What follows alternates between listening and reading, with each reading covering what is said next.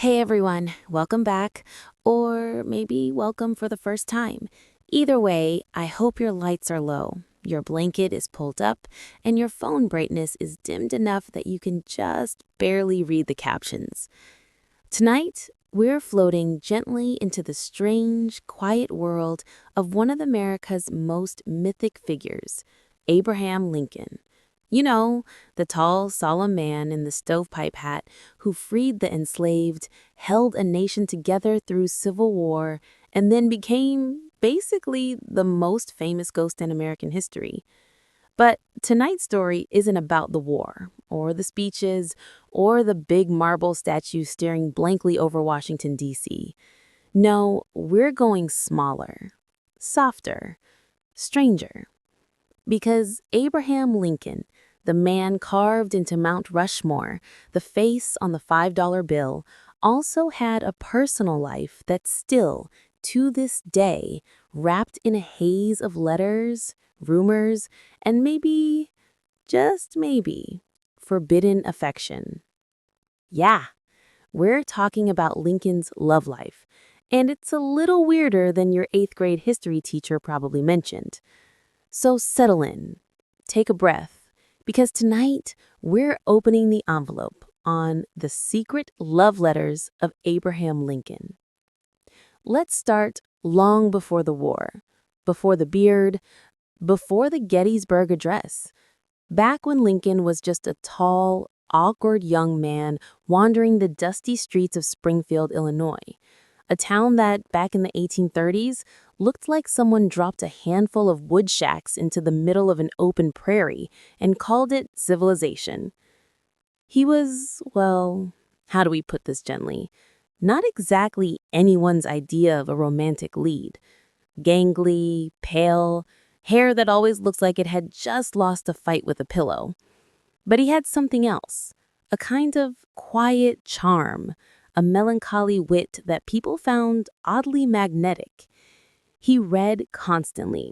He memorized poetry.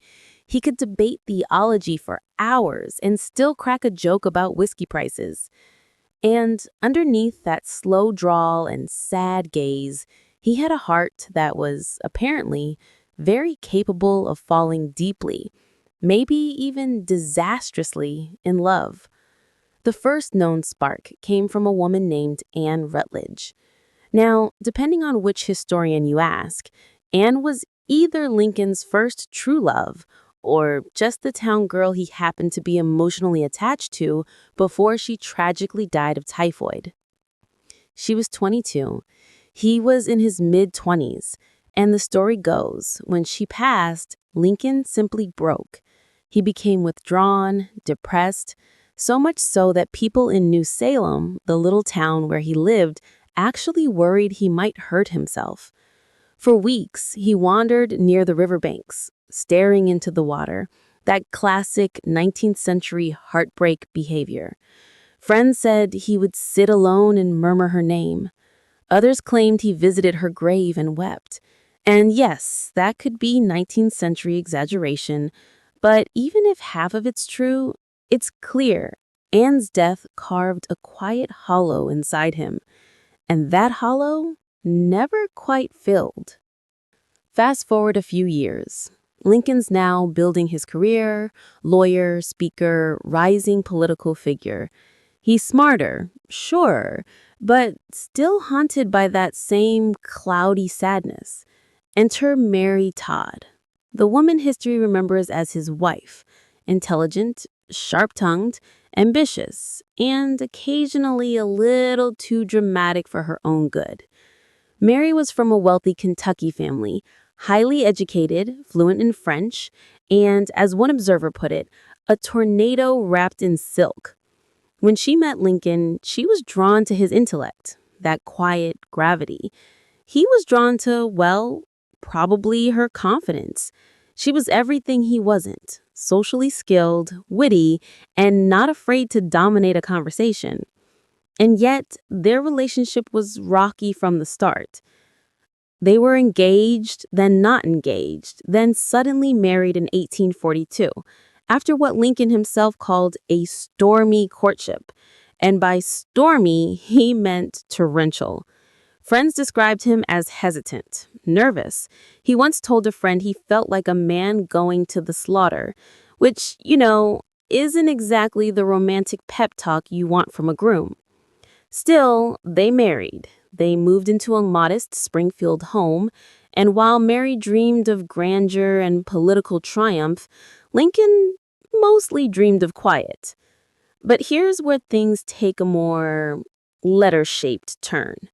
Because even as he rose in fame, even as Mary stood by him during his campaigns, Lincoln continued to write a lot. Letters to friends, colleagues, and certain companions that, over time, have sparked endless speculation. The one name that always comes up is Joshua Speed. Joshua was Lincoln's close friend, his roommate for 4 years, and judging from their surviving letters, possibly his emotional anchor.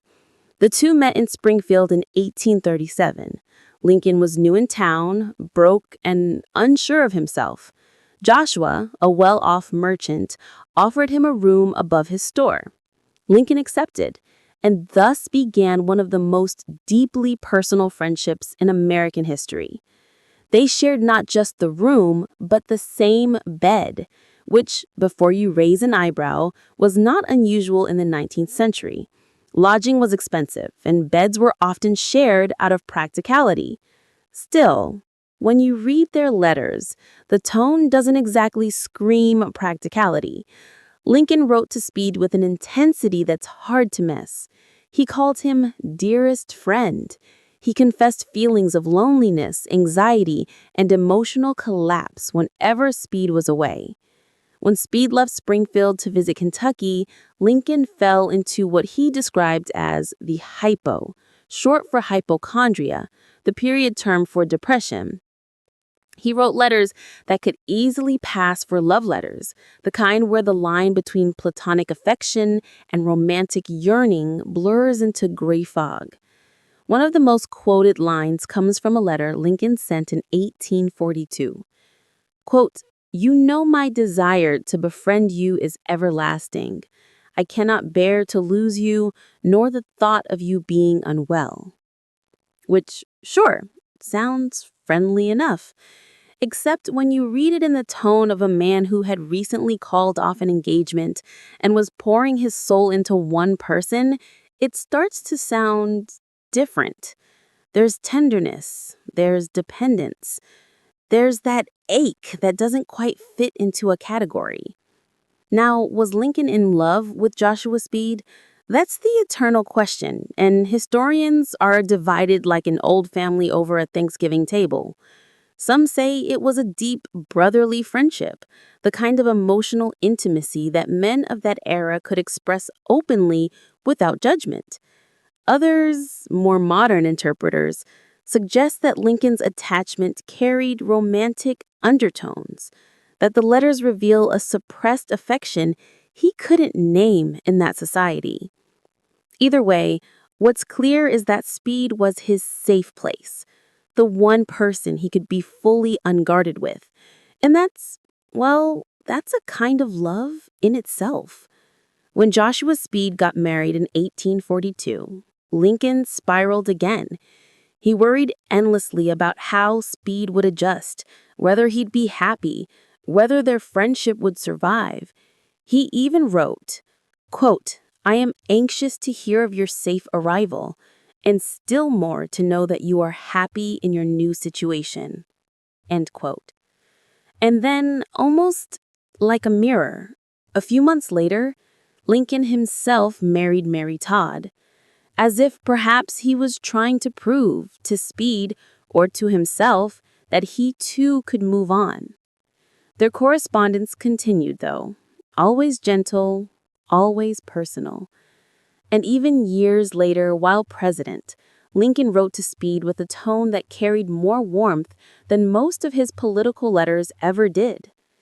It's hard not to imagine him sitting in the dim light of the White House, his tall frame hunched over a desk, a quill scratching across paper, as he poured out thoughts to a man hundreds of miles away.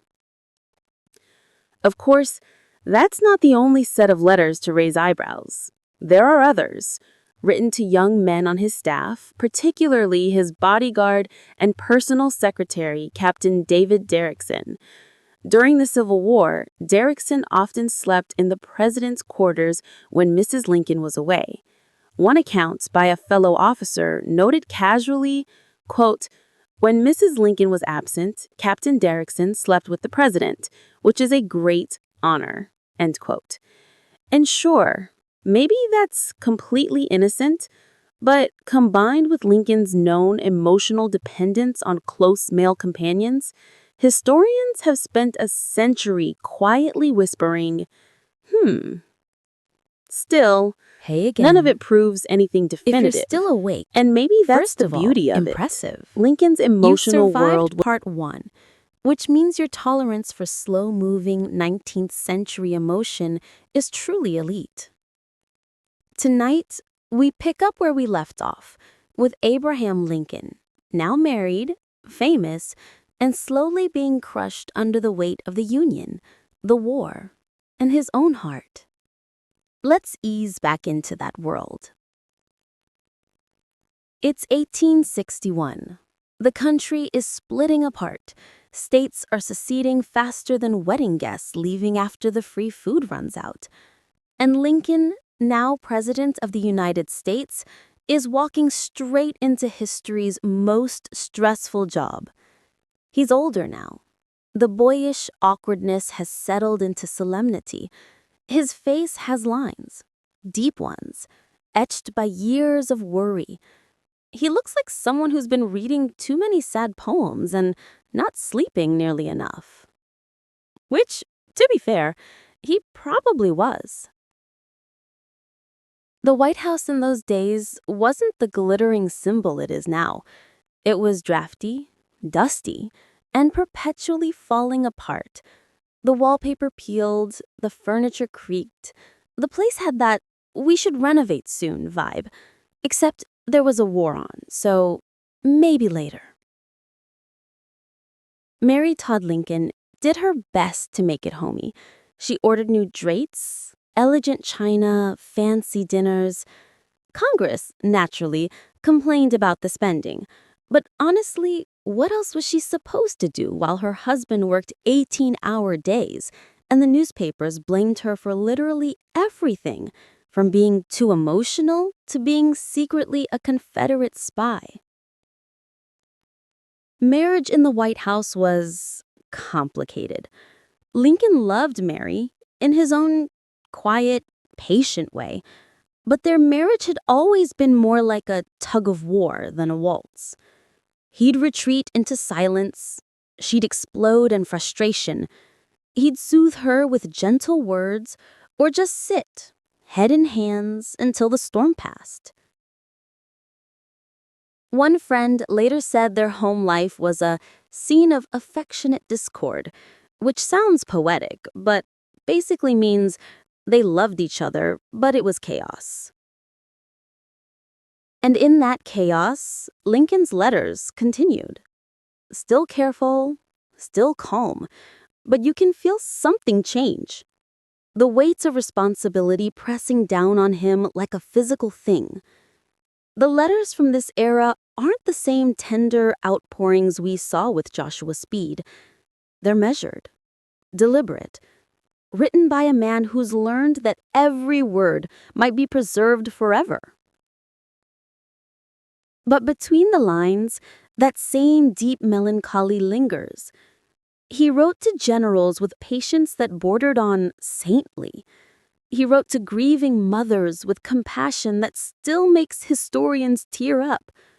He wrote to himself in his speeches about the better angels of our nature, as if he were quietly begging his own better angels not to abandon him. And in private, he wrote to Mary, fewer letters than before, but some tender, some tired. There's one from 1848, back when they were apart, where he writes, "Nothing would make me more happy than to be near you." But by the 1860s, Their correspondence carries the tone of two people who love each other, but are separated by the walls of grief and duty. Because by 1862, grief had come knocking again. Their son, Willie Lincoln, just 11 years old, died of typhoid fever inside the White House. The boy was Lincoln's favorite, bright, gentle, curious, the kind of child everyone adored. And when he died, Lincoln's composure shattered. Witnesses said he wept openly, unashamed. He shut himself in a room for hours, calling out his son's name. He visited the crypt at night, alone, to sit beside the small coffin. Mary, too, broke down. But where Lincoln's grief turned inward, hers turned frantic. She held seances in the White House. She invited mediums, hoping to speak to Willie's spirit. And if that sounds strange, remember, it was the 1860s. Spiritualism was the TikTok of that era. Everybody was dabbling. But Lincoln didn't dismiss it. He even attended a few of those seances himself, sitting quietly in the dim light, listening to the rattle of the table and the whisper of supposed spirits. It's oddly haunting to imagine the President of the United States, in the middle of the Civil War, sitting in candlelight, waiting for a knock from the other side. The loss of Willie deepened the emotional canyon between Abraham and Mary.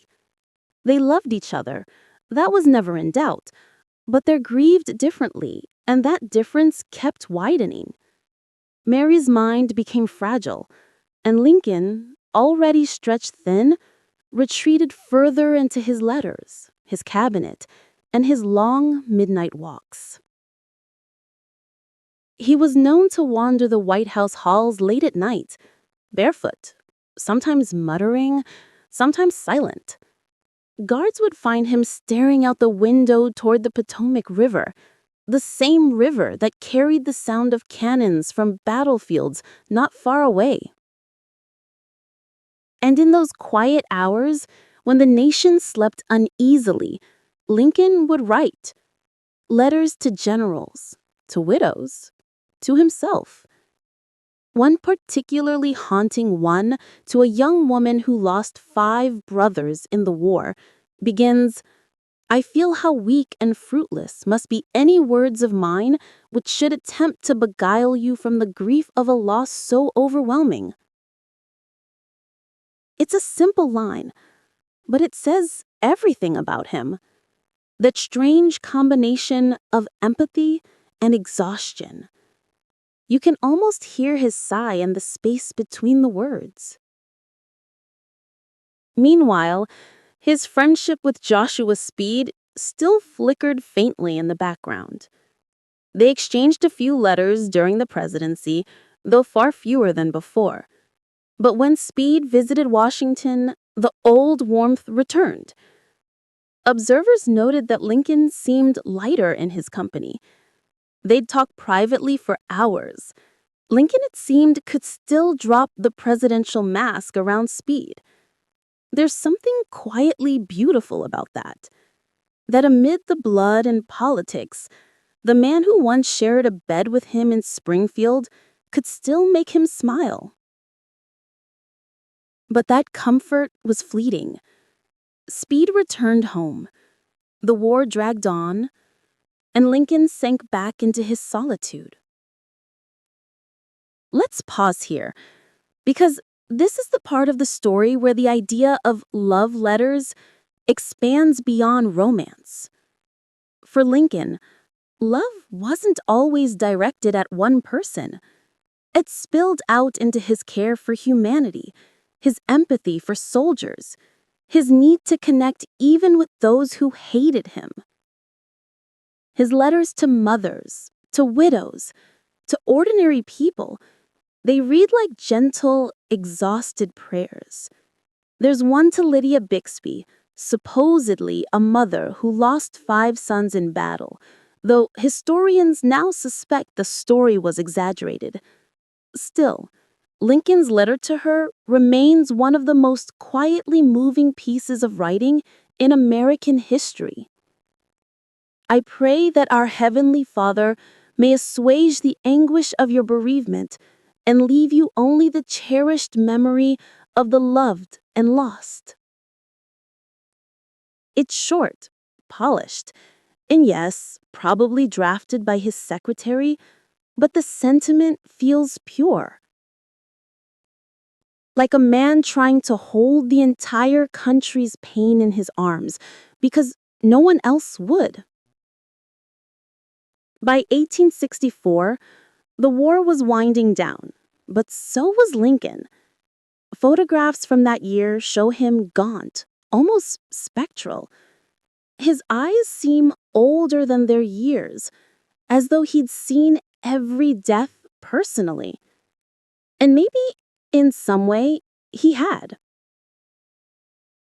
Even his humor, that famous dry wit, had become gentler, softer. He still told stories, still defused tension with jokes, but there was an echo of weariness in every laugh.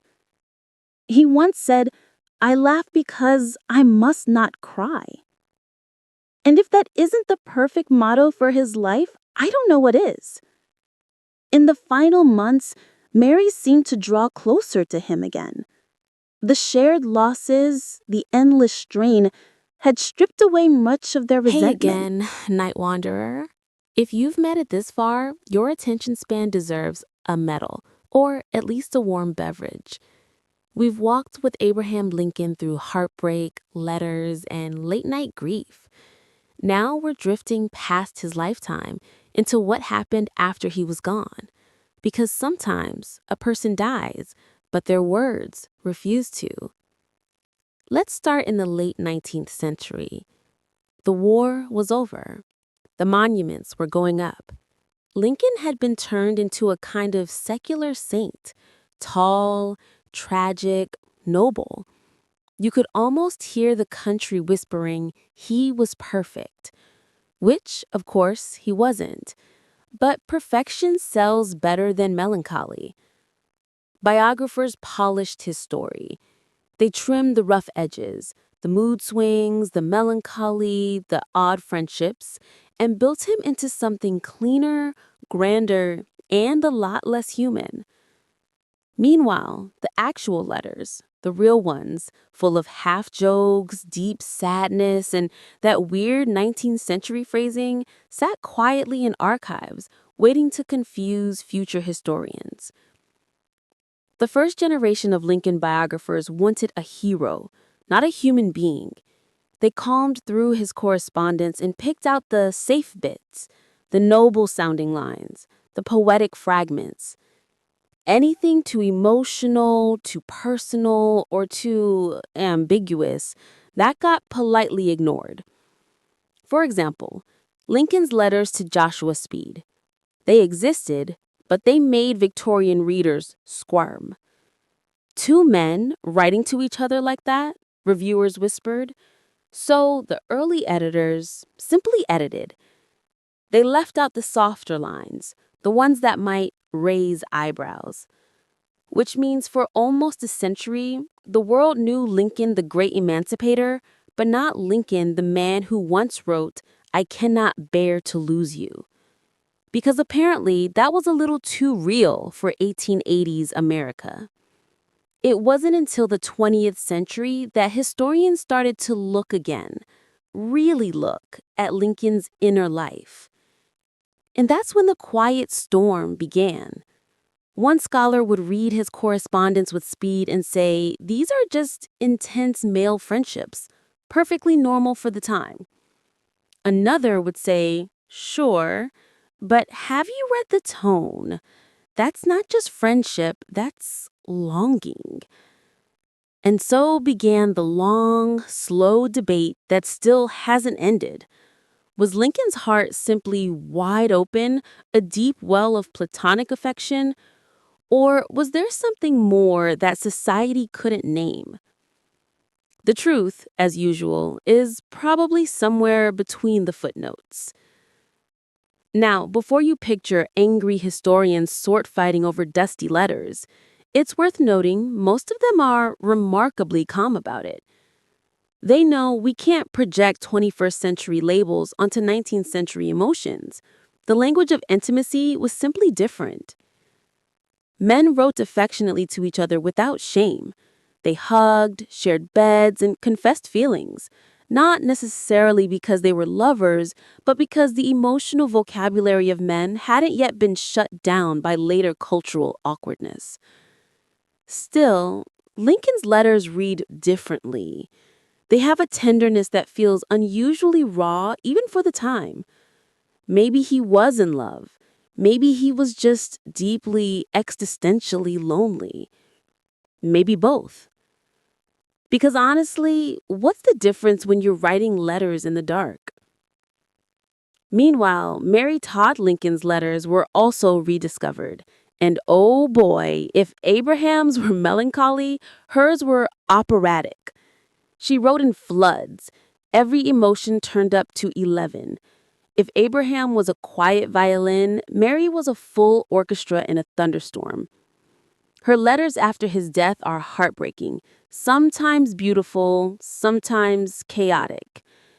She wrote about seeing his ghost, about talking to him, about dreaming of him every night. Once she wrote, "I see him in the bright light of heaven, yet I am so desolate here." That's the kind of sentence that could fuel an entire century of ghost stories. And, in fact, it did. Because for years, people swore Lincoln never really left. Here's where history slides gently into legend. From the moment he died, people began seeing Lincoln's ghost in the White House, in old theaters, even on trains. There's an eerie consistency to the stories.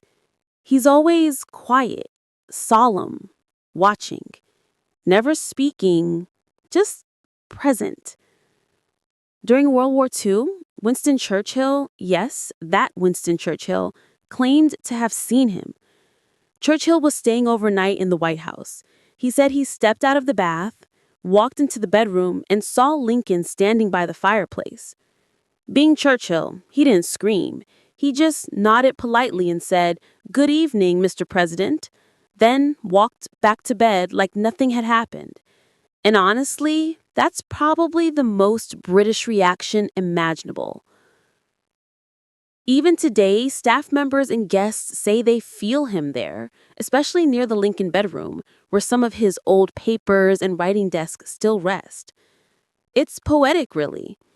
The man who lived so much of his life in words, still lingering around the places he wrote them, as if the ink didn't quite dry. But back to the letters. By the mid-19th century, Lincoln's correspondence had been fully published. The tone, the tenderness, the self-doubt, all of it laid bare. And people started to notice something new. That his greatness didn't come despite his melancholy, but because of it. He was empathetic because he knew despair. He was kind because he'd been broken. He led not with power, but with understanding.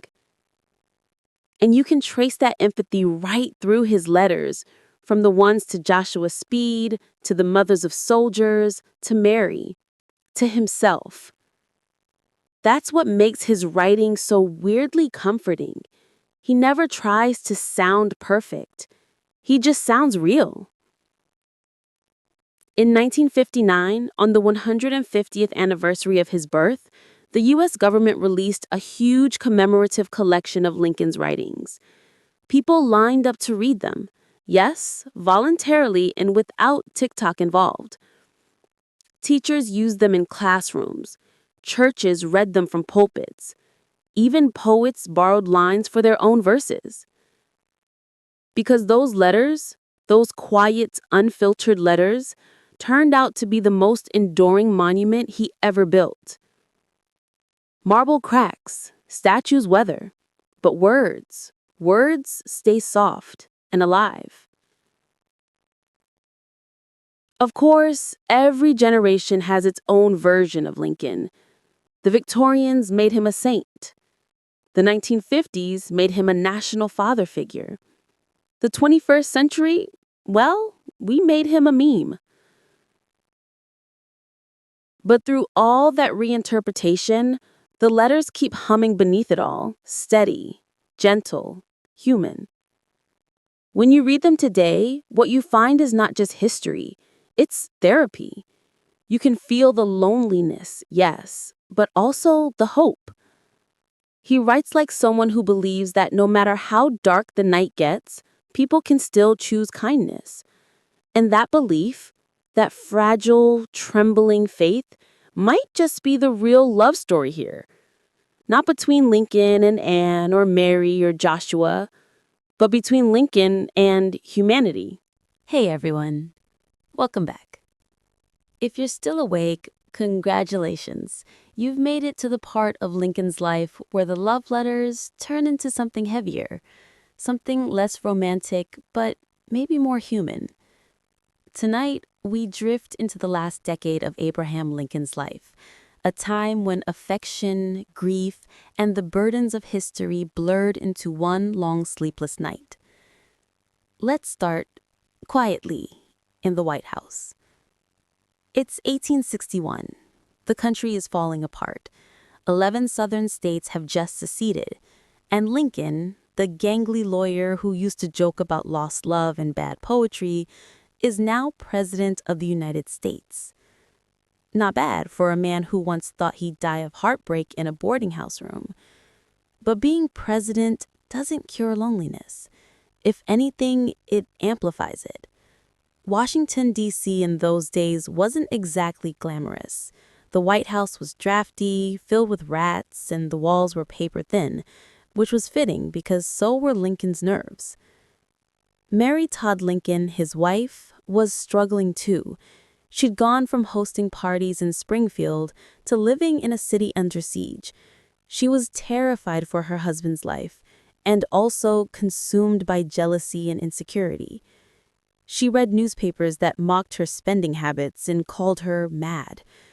Sometimes she'd fly into rages, accusing Abraham of neglecting her or harboring secret affections for other women, which, to be fair, wasn't entirely baseless. Because Lincoln did have correspondences, some innocent, some ambiguous, with women who were not Mary. The most famous of these was with a woman named Elizabeth Keckley, Mary's dressmaker and confidant. Keckley was a formerly enslaved woman who had bought her own freedom and worked closely with the Lincolns. While there's no evidence of romance between her and Abraham, she witnessed the emotional distance between the couple. She later wrote that she'd seen Mary weep after one of their quarrels, crying that her husband no longer loved her. The truth, of course, was more complicated. Lincoln did love Mary in his quiet, awkward, emotionally constipated way, but his heart was always divided between the living and the dead, between the demands of history and the people who needed him. And, as we've seen, between the letters of the past and the ghosts that never quite left him. By 1862, the Lincolns' home life had begun to crumble in slow motion. Their son, Willie, a bright, gentle child who reminded everyone of Abraham's younger self, fell ill with typhoid fever. He died at just 11 years old. The president, who'd endured heartbreak before, was inconsolable. He visited the crypt at night, whispering to the boy's coffin. Staff said he looked worn to a shadow. Mary collapsed into hysteria, holding seances in the White House and begging mediums to bring her son's spirit back. If you were to walk through the halls late at night, you might have seen her, pale, candle in hand, whispering to the air. And somewhere nearby, Lincoln himself, sitting by the fire, eyes hollow, a letter half written beside him. Because that was his pattern. When grief hit, he wrote.